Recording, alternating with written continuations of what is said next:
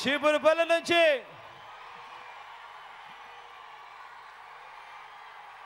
నాకు తండ్రి లాంటి వాడు అని అన్న అంటా ఉంటాను.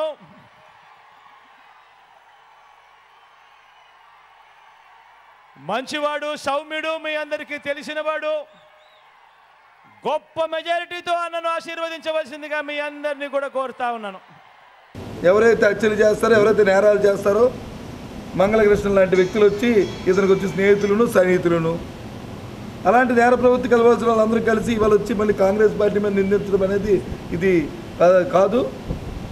తప్పు చేసేవాడు ఈ సమాజంలో ఎప్పుడైనా సరే శిక్షించబడక తప్పడు. దాంట్లో ఏం లేదు. దేనికి సింపతి? ఎవరు దోపిడీ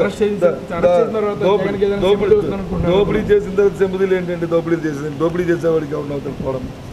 వాళ్ళు చెప్తున్న మాట, బొత్స సత్యనారాయణ అనే ఆయనను పక్కన నిలబెట్టుకొని నాకు తండ్రి లాంటి వాడు, ఓట్లేయండి అని అడుగుతున్నారు.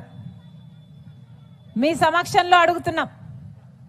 బొత్స సత్యనారాయణ గారు జగన్మోహన్ రెడ్డి గారికి తండ్రి సమానులట. ఏ బొత్స సత్యనారాయణ?